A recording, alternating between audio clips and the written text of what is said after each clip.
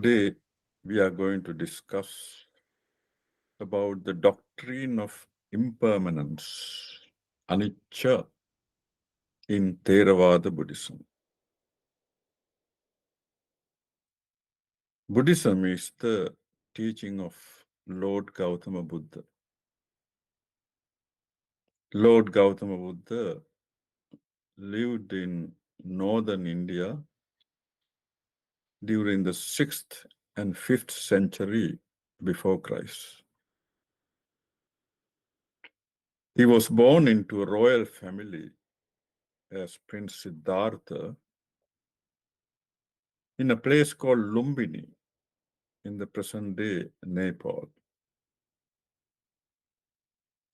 Being a royal prince, he grew up with royal comforts, but he was prevented from witnessing any human suffering outside the palace. But by the age of 29, as a young adult, he witnessed impermanence and human suffering in the form of old age, sickness, and death. And he also came to know that this impermanence and suffering is common to all human beings,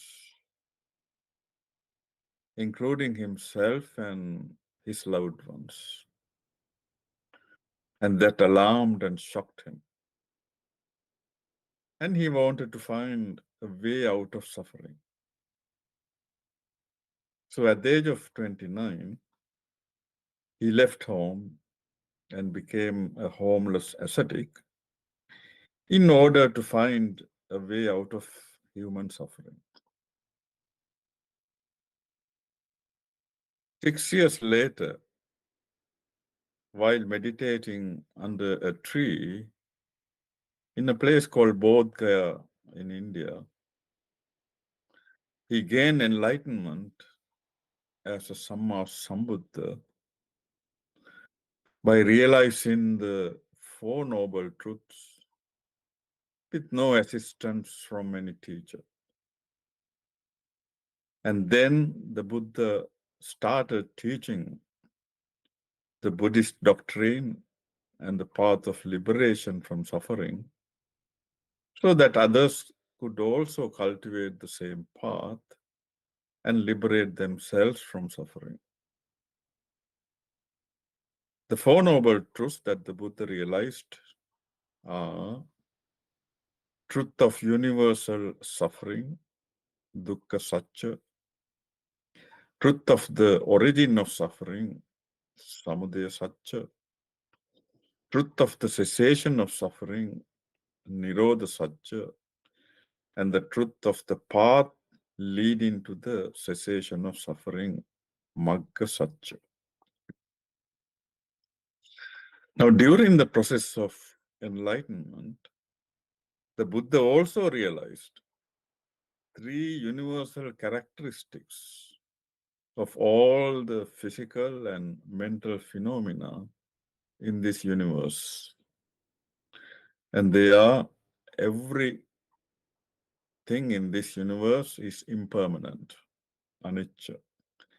And they lead to suffering, dukkha, and there is no permanent entity in any of them, anatta. But the problem is due to our ignorance and our perverted thinking, we consider impermanent things as permanent, suffering as satisfactory and pleasurable, and not self as a self. And because of this misunderstanding, we develop all sort of mental defilements. We develop craving, attachments, conceit, wrong views, ill will, aversion, and experience an enormous suffering as a result. And we also continue to exist in the cycle of birth and death, the samsara. Now, anicca is a word in the Pali language.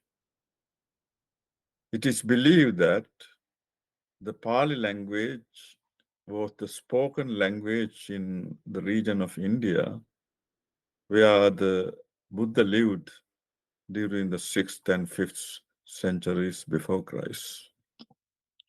Now, nicca means permanence or continuity, and means absence. So, anicca means absence of permanence or continuity. The Buddha said, everything in this universe, physical and mental, is a conditioned thing, conditioned by preceding causes and conditions. And when those conditions and causes change or cease to exist, the conditioned phenomena also cease to exist. So the Buddha said, all conditioned phenomena in this universe, whether they are personal or impersonal, internal or external, physical or mental, including our thoughts, feelings, opinions, emotions, and also our relationships and possessions, they are all impermanent and they are all subject to constant change. So Buddha said everything is in a constant state of flux. They arise due to conditions and causes and cease soon after. So no condition, phenomenon in this universe is stable or eternal.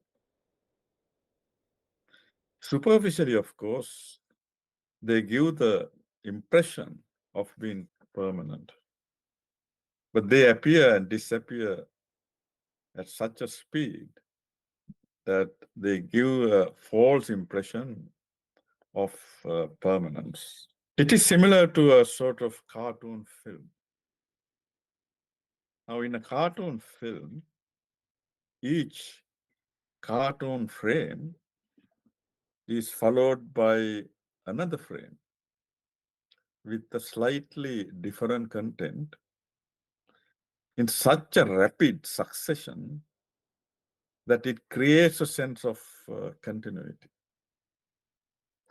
So those who are looking at it will see a continuous picture,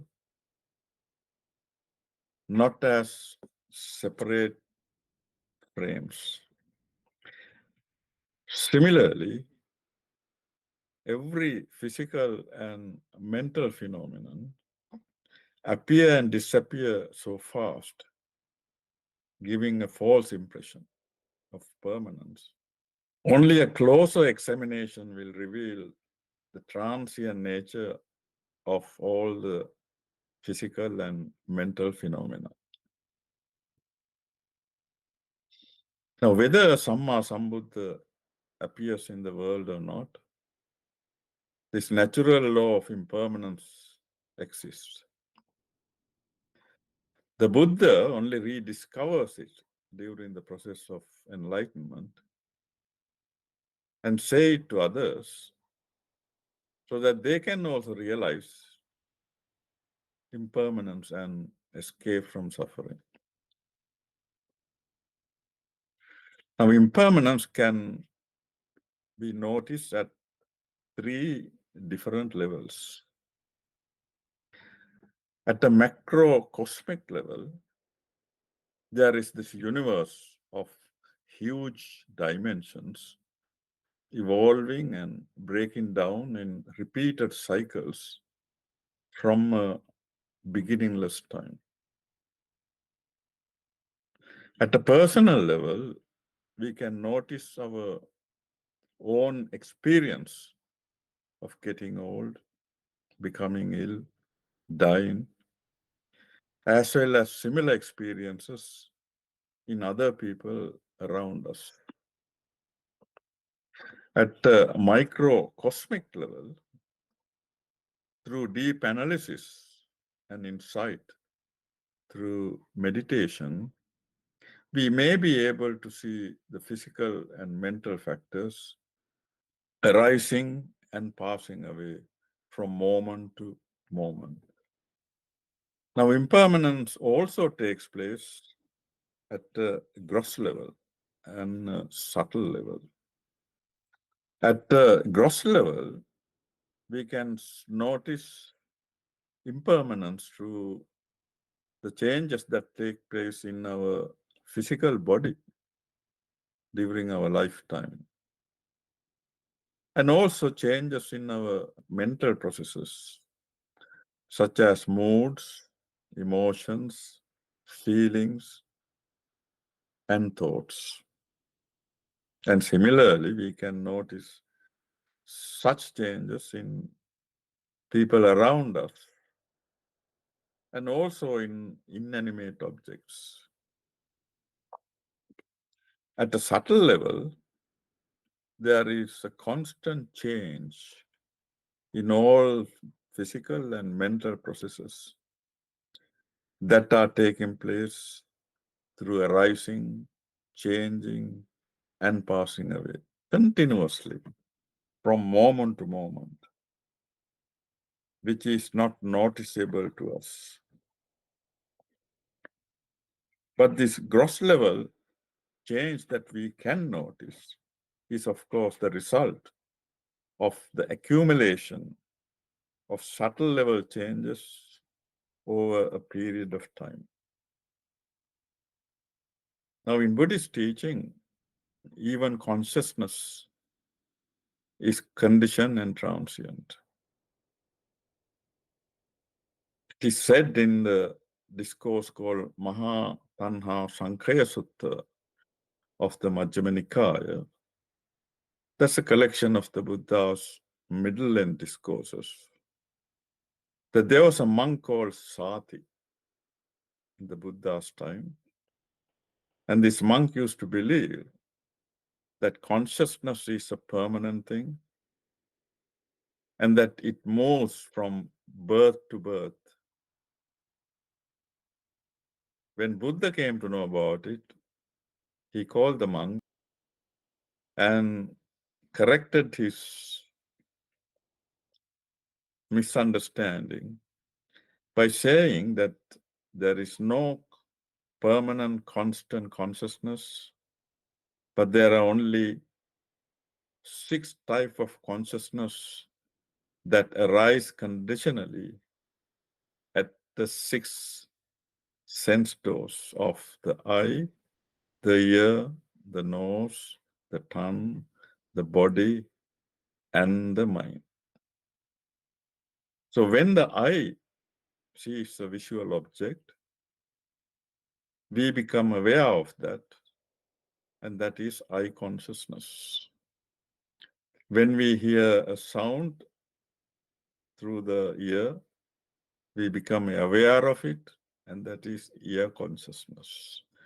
And similarly, nose consciousness, tongue consciousness, body consciousness, and mind consciousness. Buddha said we are also conditioned, transient and impermanent. Now, Buddha said what we call a person or an individual is actually made up of 5 aggregates. And the 5 aggregates are material form, rupa, feeling, vedana, perception, sanya, mental formation, sankhara, and consciousness, vijnana. Now, these 5 aggregates also arise due to preceding conditions and cease immediately. So they are in a constant state of flux. And they are impermanent, suffering, and lack any stable entity. In the Anatta Lakkana Sutta of the Samyutta Nikaya, That's a collection of the Buddha's connected discourses. The Buddha was addressing the 5 ascetic companions, and the Buddha was advising them to reflect on the aggregates and to realize how the aggregates are impermanent, suffering, and lack a permanent self. And following this discourse, it is said that the 5 ascetics realized the truth and gain enlightenment as arahants. So the mind and matter in us are just dynamic processes. There is no permanent entity. But they change at such a speed that we cannot see their impermanence. So we falsely take it as I, me, or myself. In fact, it is easier to notice changes in the physical body rather than the changes in our mind. Because the changes in our mind happened at a great speed.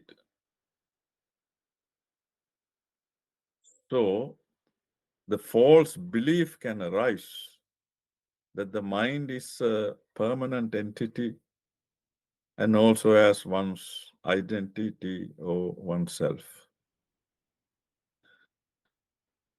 In the Asuttava Sutta of the Samyutta Nikaya, Buddha said, it is better for an ordinary person to believe the physical body as a self, not the mind, because one can see at least one's physical body lasting for 10, 20, 30, 40, 50, 60 years, but not the mind. The mind changes from moment to moment throughout, day and night, like a monkey in the jungle. In the first sermon of the Buddha, that's Dhammacakkappavattana Sutta, the Buddha said, 5 aggregates of clinging are suffering. But it's not the aggregates themselves that creates the suffering, but it is our attachment to them and our false belief that they are permanent that gives rise to suffering. Now, when one becomes enlightened as an arahant, they also continue to have the 5 aggregates. The aggregates don't become permanent when one is enlightened. They are still impermanent. But there is no suffering in an arahant, simply because they have no attachment to the 5 aggregates.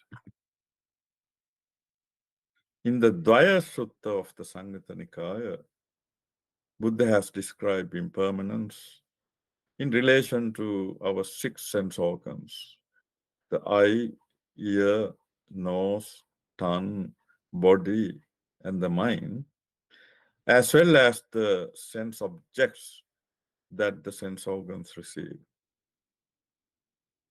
Now, if we take the eye is impermanent and changeable. The visual objects that the eye receives are impermanent and changeable. The eye consciousness, the awareness at the eye, is impermanent and changeable. Eye contact that occurs as a result is impermanent and changeable.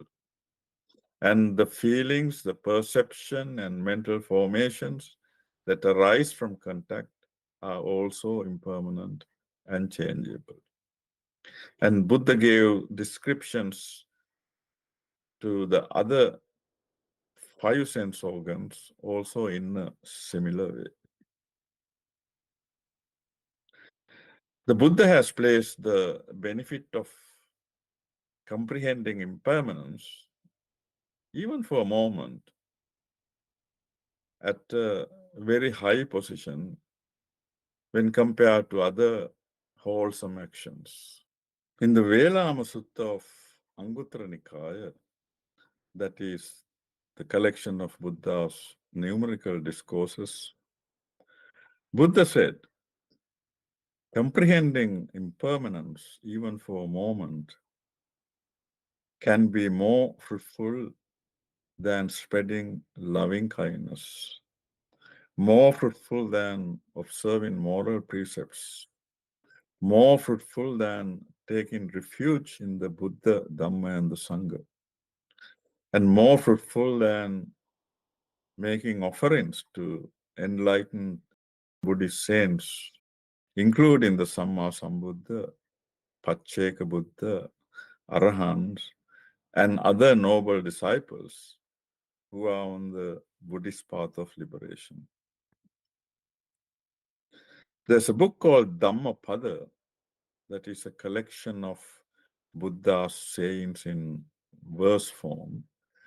And there are 423 verses in the Dhammapada. In the verse 277, the Buddha said, Sabbe Sankara Anicchati Yada Panyaya Passati Ata Nibbindati Dukkhe Esamaggo Visuddhiya. All sankhara, that's all conditioned things, are impermanent. When one sees this through wisdom, one comes out of suffering, and that is the path to purity. The ultimate aim of a Theravada Buddhist practitioner is, of course, to attain enlightenment and Nibbana, so that one can liberate oneself from suffering and this cycle of birth and death, samsara.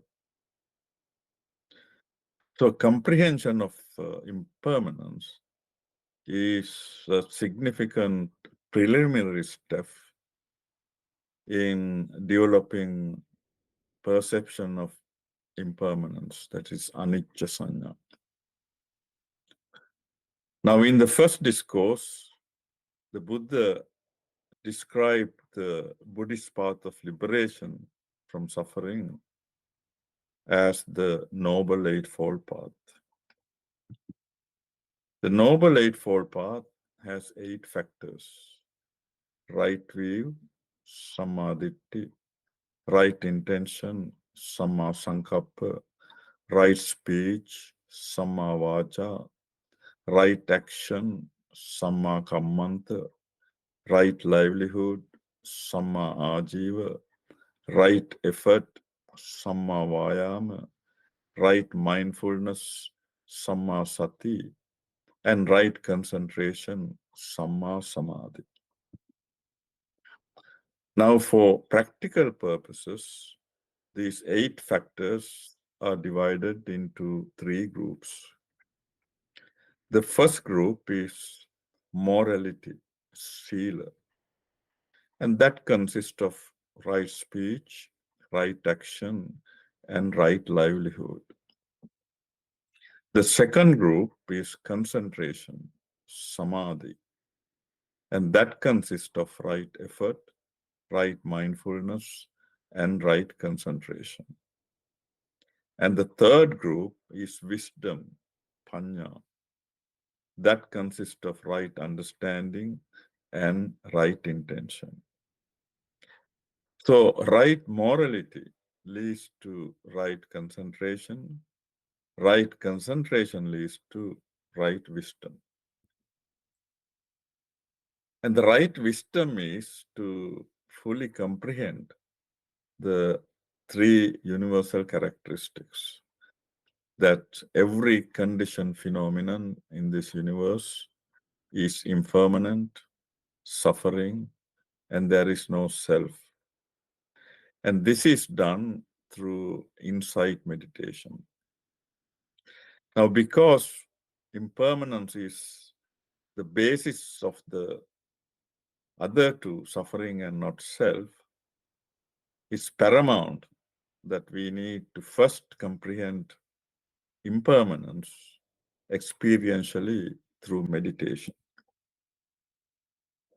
In the Satipatthana Sutta of the Majjhima Nikaya, Buddha described the 4 foundations of mindfulness. And the Buddha said, these 4 foundations of mindfulness are the direct way to realize the Nibbana. And they are contemplation of the body, Kaya-anupassana, contemplation of feelings, Vedana-anupassana, contemplation of the mind, Chitta-anupassana, and contemplation of mind objects, Dhamma-anupassana. Now, while meditating on contemplations of the body, feelings, mind, and the mind objects, the Buddha placed significant emphasis on contemplating impermanence, advising the meditator to contemplate on the origin and dissolution of all the physical and mental factors.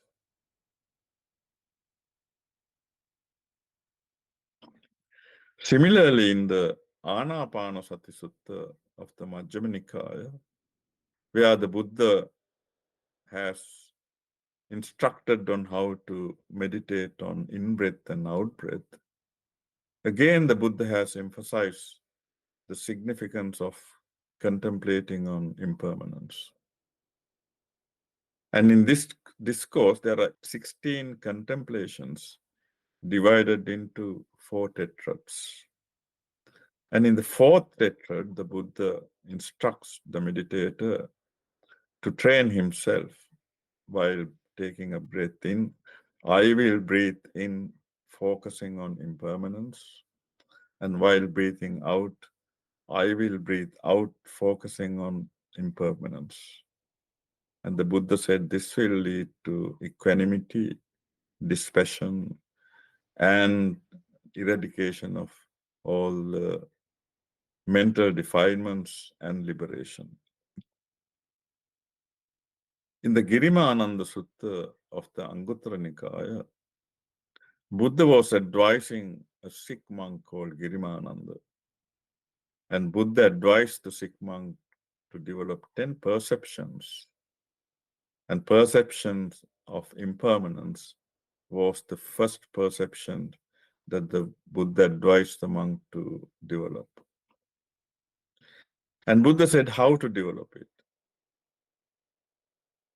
A meditator goes to a quiet place and meditate, reflecting form, rupa is impermanent, feeling, vedana is impermanent, perception, sanya is impermanent, fabrication, sankhara are impermanent, and consciousness, vijnana, is impermanent. In several discourses in the Salayatana Samyutta of the Samyutta Nikaya, the Buddha has advised the disciples to meditate on impermanence of the 6 sense doors. That's the eye, ear, nose, tongue, body, and the mind. And also impermanence of the respective sense objects. And when one reflects on the impermanence of the sense doors and sense objects, meditator will develop disenchantment and dispassion towards them. And dispassion will lead to liberation. In the Anicca Sanya Sutta of the Samyutta Nikaya, the Buddha has described various benefits of developing perception of impermanence, anicca sanya. Buddha said, it will destroy defilements such as sensual passion, passion for material existence, passion for becoming, ignorance, and also this conceit asmimana, the concept of I am, and that will lead to attain full liberation. In verse 113 of the Dhammapada, the Buddha said, better than 100 years in the life of a person who does not perceive the rising and the dissolving of the five aggregates is one day in the life of one who perceives the rising and dissolving of the five aggregates. And just before passing away, at the age of 80 years, the Buddha was addressing an assembly of monks. And there the Buddha demonstrated the significance of impermanence by giving his last advice to the monks. Vayadamma sankara appamadena sampadeta. All formations are subject to dissolution, attained perfection through diligence. Thank you very much.